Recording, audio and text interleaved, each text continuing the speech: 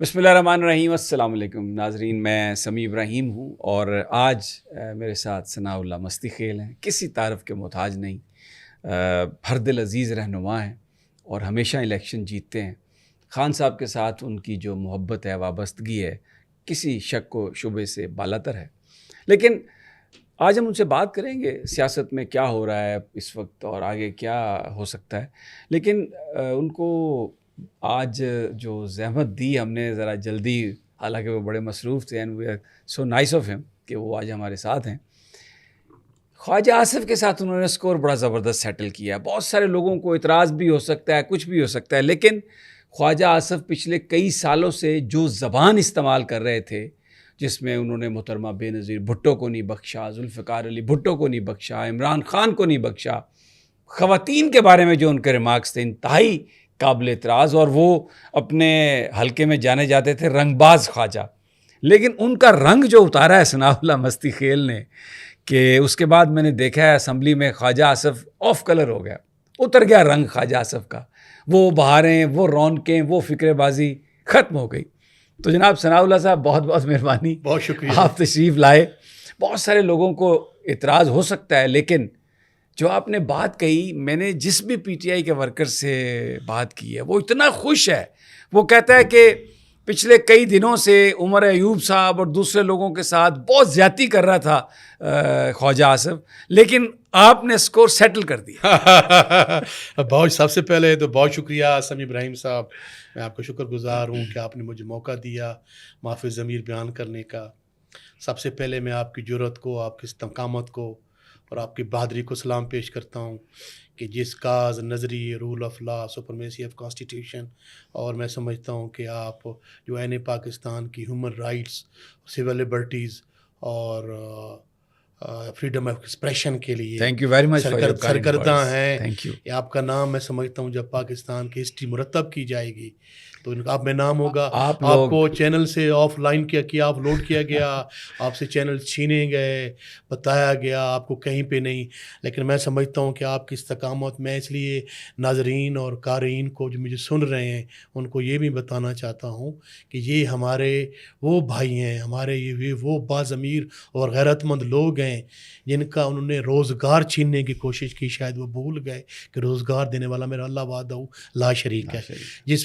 جس کرب اور جس فیلڈ, جس طریقے سے آپ کام کر رہے ہیں, اب یہ میں آپ کو خراج تحسین پیش کرتا ہوں. اللہ آپ کو خوش رکھے. Thanks for your kind words. اور دوسرا جو آپ نے بات کی ہے خواجہ صاحب والی, سمیع صاحب آپ نے جو اپنے انٹرو میں یہ بتایا ہے کہ مجھے پورے یورپ, امریکہ, آسٹریلیا, مڈل ایسٹ اور پاکستان کے کونے کونے سے جو ٹیلی فونز آ رہے ہیں, میں آپ کو بیان نہیں کر سکتا کہ اگر میں ڈیموکریٹک انداز میں, پارلیمانی انداز میں, شرافت صداقت کی سیاست 6000 سال تک بھی کرتا رہے تو شاید مجھے اتنی پاپولیرٹی نہ ملتی جو ایک لفظ میرے سلپ آف ٹنگ سے جو مجھے ملی ہے. دراصل یہ کہنے کو تو ایک لفظ ہے جو میں نے کہا ہے, یہ پوری سائنس ہے, فلسفی ہے اس کے پیچھے پوری سائنس ہے, فلسفی ہے.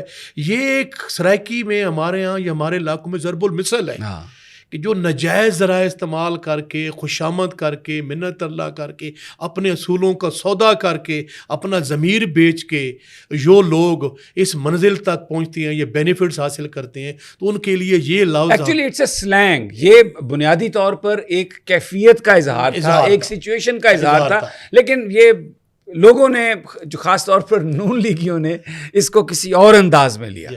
تو آپ نے انٹرو میں کہا, دیکھیں جی لوگ جب خواتین, ڈاکٹر شیریں مزاری کے بارے میں یہی خواجہ ان کو ٹریکٹر ٹرالی بولتا ہے, اور پچھلے دنوں اسی پارلیمنٹ کے اندر 2 ماہ پہلے, جو میں نام نہیں اٹھانا بلکہ سلیم اپنا چیمہ صاحب دوسرے کونے سے اٹھ کے اس نے ہماری آنریبل زرتاج گل کو ننگی گالیاں دیتا لڑنے کے لیے آیا. محترمہ بے نظیر بھٹو کو انہوں نے پیلی ٹیکسی کہا, انہوں نے کس ادارے پہ چڑھائی نہیں کی, کس کو برا نہیں کہا. رانا تنویر کی ویڈیو میں دیکھ رہا تھا, عمران خان کو باقاعدہ گالی دی, اور پھر جس طرح انہوں نے مراد سعید کی جو بہنیں تھیں ان کے متعلق جو بات کی، عمران خان کے متعلق جو بات کی، آپ کو پتہ ہے وہ جاوید لطیف صاحب نے قومی اسمبلی میں یعنی ہر وہ انہوں نے طریقہ اختیار کیا ہے ان لوگوں کو دبانے کے لیے، گالی گلوچ سے، جو حق سچ کی بات کرتے تھے۔ یہ جگہ بنے ہوئے تھے جی، یہ انہوں نے یہ سمجھا تھا کہ ہم لوگوں کو ڈرا لیں گے، دھمکا لیں گے۔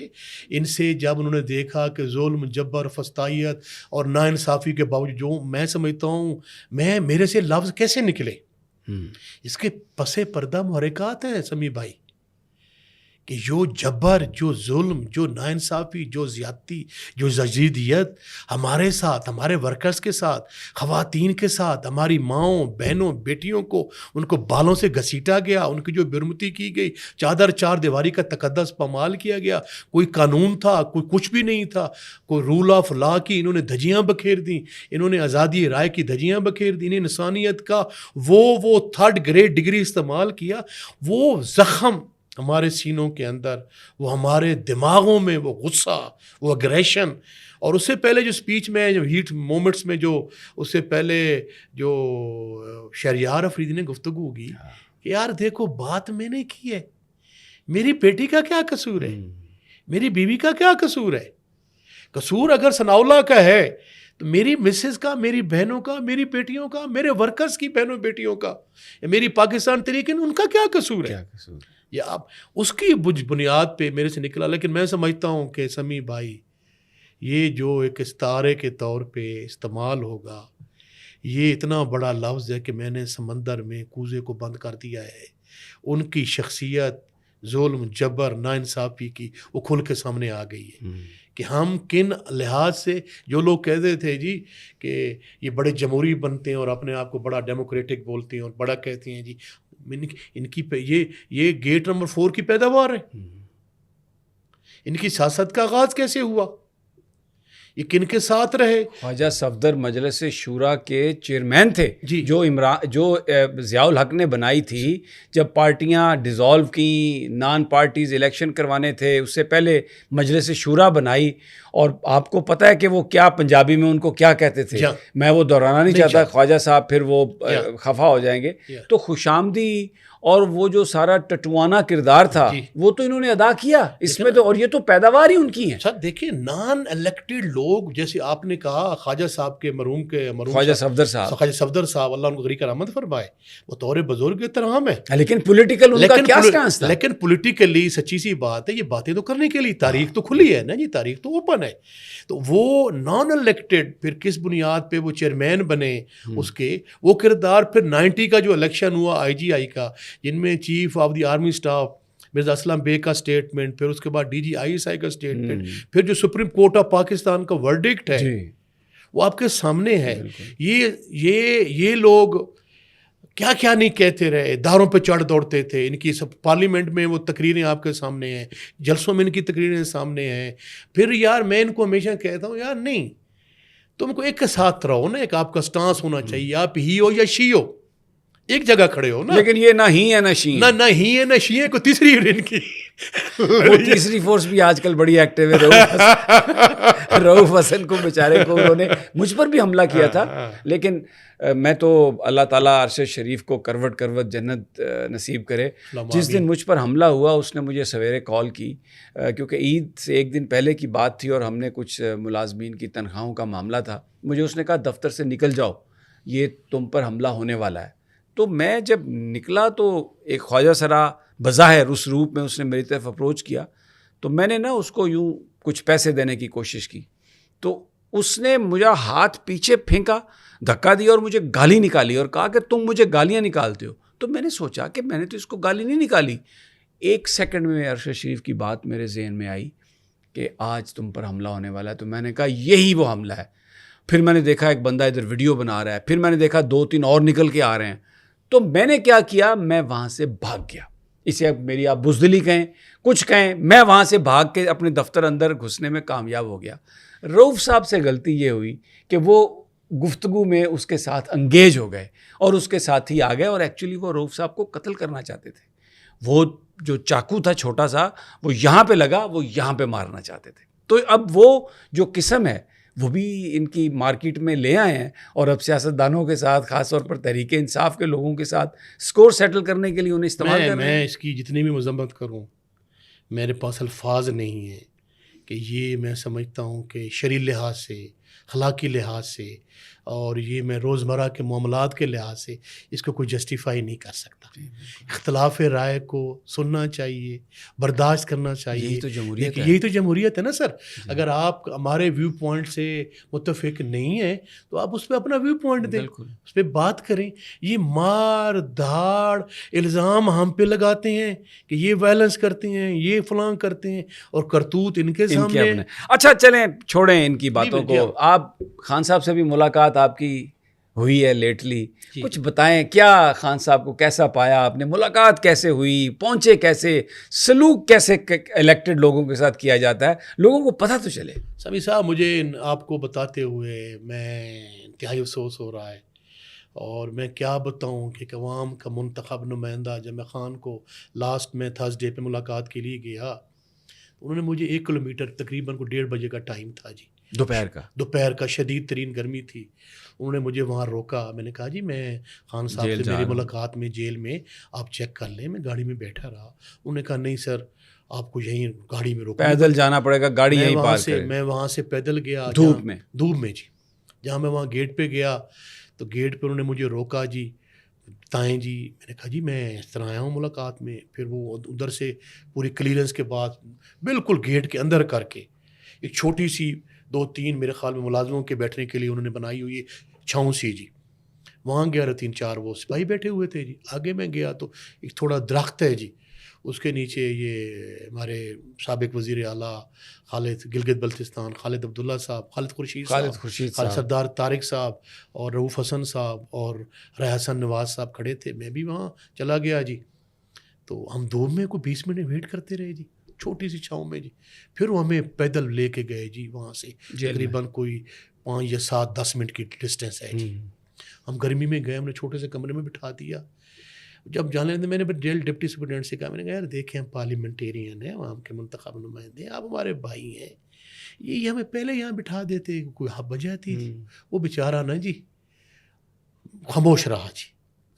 پھر اس کے بعد خان صاحب سے ملاقات. میں یہ بتانے کا میرا مقصد یہ ہے کہ عوامی نمائندوں کی تکریم تہذیب, اور یہ میں سمجھتا ہوں وائلیشن یہ گورنمنٹ, یہ پنجاب گورنمنٹ کے انڈر ہے. جو مریم صاحبہ کہتی ہیں کہ میں بڑی جمہوریت پسند ہوں اور میں یہ ہوں اور میں وہ ہوں, میں ایک پارلیمنٹیرین کے طور پہ کہہ رہا ہوں کہ جب یہ بجٹ ختم ہوگا تو ہو سکتا ہے کہ میں پریویلیج موشن موو کروں اور پوری ردات بیان کروں پارلیمان کے سامنے کہ یہ کیا ہو رہا ہے جی, کہ یہ جو کورٹس کی جو ورڈکٹ آیا ہوا ہے کہ آپ ملاقات کرائیں, اس کی وائلیشن کر رہے ہیں جی.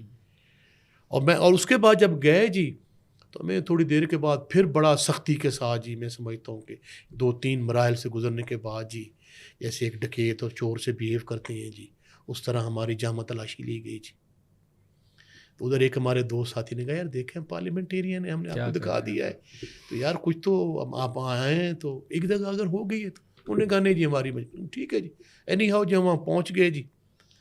تو کمرہ ہے چھوٹا سا جی, تقریباً کوئی 12-15 ضربے اس طرح ہوگا, تقریباً 8 کا جی. تو اس کے اندر جناب انہوں نے کو 8-10 فٹ کا جو ہے وہ درمیان میں شیشہ لگایا ہوا ہے جی. خان صاحب جو ہیں وہ مرر کی دوسری سائڈ پہ بیٹھتے ہیں جی. ہمیں بٹھایا گیا جی, 5-6 کرسیاں جی. خان صاحب آئے جی, جو ہیں اوپر وہ گلوب ٹائپ لگے ہوئے تھے جی, بڑے بڑے قسم کے لائٹیں نما جی. تو ہمارے سامنے میز تھی, وہ بھی بڑی ڈوبیس قسم کی, جو سامنے ٹیبل نہیں ہوتی تھی. تو خان صاحب آئے حشاش بشاش فٹ فاٹ. کیسا آپ کو لگا؟ مجھے دیکھ کے میں نے کہا یار دیکھو یہ جو کہتا ہے نا کہ جو ہمیں عقائد و جہاں کی تعلیمات سبق سیکھنا چاہیے, جو لا الہ الا اللہ کا پرچار کرتا ہے, تو یہ ایمانی طاقت کی نشانی ہے. حشاش بشاش, حالانکہ بہت مشکل میں رکھا ہوا انہوں نے. دیکھیں جی چھوٹا سا کمرہ ہے, ملک کے پرائم منسٹر کے ساتھ کیا رویہ رکھا جا رہا ہے. کمرہ اگر اس کا اوپر والا پنکھا پچھلی دفعہ ہمیں انہوں نے بتایا اگر بند کر دیا جائے تو ایسا لگتا ہے جیسے میں تندور میں ہوں, ایسی نیچے سے آ گیا. ایسی بات ہے, ایسی بات ہے. وہ چھوٹا سا جو انہوں نے چہل قدمی کے لیے کوئی 10-12 فٹ کا وہ برآمدہ ٹائپ دیا ہے, کوریڈور جسے کہتے ہیں, روم تو چھوٹا سا ہے. اس کے بعد خان صاحب آئے, حشاش بشاش, میرا حال حوال پوچھا, ثناء اللہ زندہ باد, اب ڈٹ کے کھڑے ہو, حالانکہ آپ آزاد جیت کے آئے تھے, آپ نے میرا ساتھ دیا, آپ نے میرے کوئی لالچ تما نہیں رکھا, اور آپ نے ریزائن بھی کر دیا, حالانکہ مجھے پتہ ہے آپ کو بڑی پرکشش لگزوریس پیشکشیں کی گئیں کہ آپ کو فیڈرل منسٹر بناتے ہیں. آپ نے کہا نہیں جی, this gentleman is not for sale جی, کہ میں ایک نظریے کے ساتھ کھڑا ہوں جو ہے. تو مجھے مشکلات پتہ چلتا رہا ہے. تو پھر حشاش بھیا خان صاحب نے بتایا, مجھے سچی سی بات, میں خود سپورٹس میں رہا ہوں, آج کل تو میں نے ویٹ پٹ آن کر لیا ہے. خان کو دیکھتے رہے, خان مجھے 35 سال کا لگ رہا تھا بائی گاڈ, اس کا عزم, اس کا حوصلہ, کوئی فیٹ نہیں ہے, صرف بونز ہیں اور اس کے اوپر سکن ہے, یا مسل ہے, نو سر. اور ان کا آئی کنٹیکٹ, ڈٹرمنڈ, ڈیڈیکیٹڈ, فائٹر کی طرح وہ مطمئن شخص بیٹھا تھا. اس نے کہا جی کوئی گھبرانے کی بات نہیں ہے. میں نے کوئی شیشے کی وجہ سے اب ہاتھ تو نہیں ملا نہیں, ہاتھ نہیں ملا سکے جی. اور کتنی دیر آپ کی چھوٹی تھوڑی سی بات ہے, میں نے پہلے جب میں نے دیکھا تو میری آنکھوں میں تھوڑے سے آنسو آئے. پھر میں نے کنٹرول, میں نے کہا نہیں ثناء اللہ کہ خان ہمارا جیل کے اندر ہے, تو ان کو یہ تاثرات نہ جائیں کہ کسی کے ہم کمزور ہیں. تو تقریباً کوئی 30 منٹ کی بات چیت ہوئی جی. اوپر کھڑے ہوئے تھے ہمارے. تو کیا پرائیویٹ کیا بات ہو سکتی ہے, کنسلٹیشن کیا ہو سکتی ہے؟ کوئی کنسلٹیشن نہیں ہے, بالکل کوئی کنسلٹیشن نہیں ہے, کوئی بات چیت نہیں ہے. کاغذ نہیں لے جا سکتے, آپ لکھ نہیں سکتے. حالانکہ ہم نے ان کو کہا یار خان صاحب کو اگر بات کرتے ہیں تو ہمیں ایٹ لیسٹ کاغذ تو دے دیں تاکہ ہم لکھ لیں, آپ اوپر تو ہمارے کھڑے. انہوں نے کہا نہیں سوری جی. مطلب میں یہ کہہ سکتا ہوں کہ یہ بھائی جان وہ سارے پاسے سمی بھائی یاد ہیں نا, گھنگلوں تو مٹی لاؤنا, بس ایک نام کی ملاقات ہے, ویسے کوئی مشاورت نہیں ہے. اچھا آخر میں آپ سے پوچھتا ہوں, اب بڑا آپ نے ٹائم دیا ہمیں. لوگ بہت, جو پنجاب میں ورکر سے ہماری بات ہوتی ہے تو وہ کہتے ہیں کہ خان اگر دباؤ نہیں ڈالا جائے گا تو اس کو نکلنے نہیں دیں گے, اور مقدمے میں پکڑ لیں گے, اور مقدمے میں پکڑ لیں گے. لیکن ہم یہ دیکھتے ہیں کہ ہمیں کوئی احتجاج ہوتا تو ہے بھرپور, جسے ہم کہیں نا کہ سڑکیں لوگوں سے بھر گئیں, وہ ابھی تھوڑی ہمیں کمی نظر آتی ہے. کوئی خاص اس کی وجہ ہے, یا آپ کیا سمجھتے ہیں کیوں ہے ایسا؟ اس میں سمی بھائی پنجاب میں سمجھتا ہوں کہ سیمی مارشل لا ہے. یہاں پہ کوئی ڈیموکریٹک گورنمنٹ نہیں ہے. ابھی میں آپ کو بتاؤں کہ ایک تو لاسٹ فرائیڈے کو ہوا جو اسٹرائک پارٹی نے کہا تھا, اس سے پہلے جو فرائیڈے کو ہوا تھا اس میں ہمارے بکھر کے اندر, میں ڈسٹرکٹ بکھر کی بات جی میں ویڈیوز بھی دیکھی ہیں, اس میں ہمارے ڈسٹرکٹ بکھر میں اس موجودہ حکومت کے آنے کے بعد ہمارے جو ایم این ایز اور ایم پی ایس کے کینڈیڈیٹ تھے, رفیق احمد خان نیازی اور ظہیر نقوی صاحب انجینئر, ان کو 3 ایم پی اوز میں ڈی سی صاحب نے بند کر دیا. جو کلونیل لاز ہیں, جو ظالمانہ لاز ہیں, انگریز کے بنائے ہوئے لاز ہیں, آؤٹ ڈیٹڈ, اور سینکڑوں ورکروں کے خلاف انہوں نے جھوٹے پرچہ دے دیا جی. وہاں پہ حالات جناب یہ ہے جی کہ دفعہ 144 لگا دیتے ہیں. او بھائی ہم جمہوری لوگ ہیں, سیاسی لوگ ہیں, پرامن احتجاج کرنا چاہتے ہیں.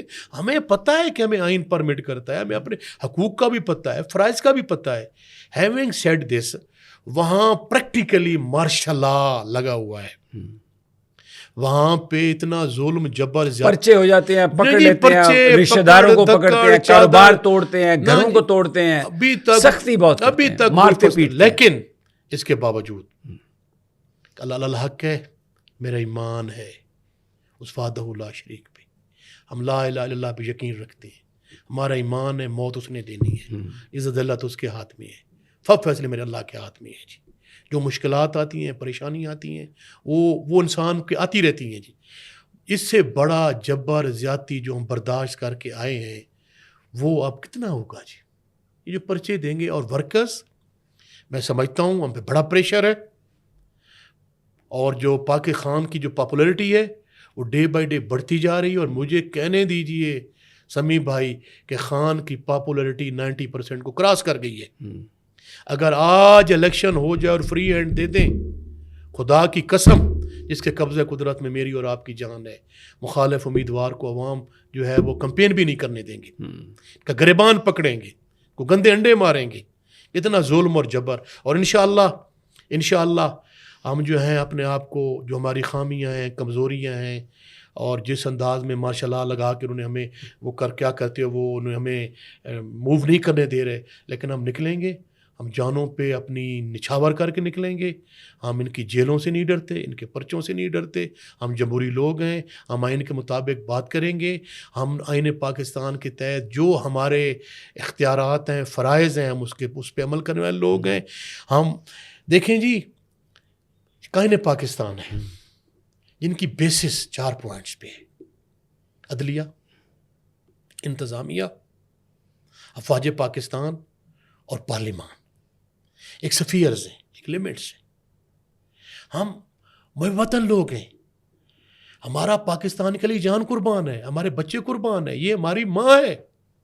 خدا را ایک سیاسی جو لوگ ان کو سیاسی انداز میں ڈیل دیکھنا، یہ سیاسی جو تبلچی آ کے باتیں کرتے ہیں کہ یہ جناب یہ آپ نے ایک نیا فکرہ بول دیا. سیاسی تبلچی جو آ کے یہ کہتے ہیں، اور سیاسی رنگیلے جن کو کوئی عوام کا مینڈیٹ نہیں ہے، جو ہارے ہوئے ہیں، جو شکست خوردہ ہیں، وہ آ کے یہاں اسمبلی میں بڑی بڑی باتیں کرتے ہیں. اب فارم 47 والے یہ ذرا وہاں میں جا کر دکھائیں مجھے. اچھا، اور انشاءاللہ کٹڈ شارٹ سر لمبا ہو رہا ہے کہ انشاءاللہ جب خان ہمیں کال دے گا تو آپ دیکھیں گے کہ انشاءاللہ یہی پاکستان تحریر چوک بن جائے گا. بڑے اہم مقدمات ہیں عدالتوں میں، آپ کو لگتا ہے یہ عدالتیں انصاف دیں گی آپ کو؟ اللہ اللہ حق ہے سمیع صاحب، ظلم کی رات لمبی ضرور ہوتی لیکن سحر تو ہونی ہے. اچھا، یہی عدلیہ جو کل علی محمد خان صاحب یا شہریار آفریدی یا ہماری جو بہنیں اور مائیں اور بیٹیاں پڑی ہیں، ان کو باہر لے کے کورٹ سے بیل ہوتی تھی، پھر پکڑ لیتے تھے، پھر دوسری کورٹ سے پکڑ لیتے تھے، وہاں سے بیل ہوتی تھی، کوئی سننے والا نہیں تھا، کہیں ہماری آواز نہیں تھی، ہمارے حقوق غصب تھے.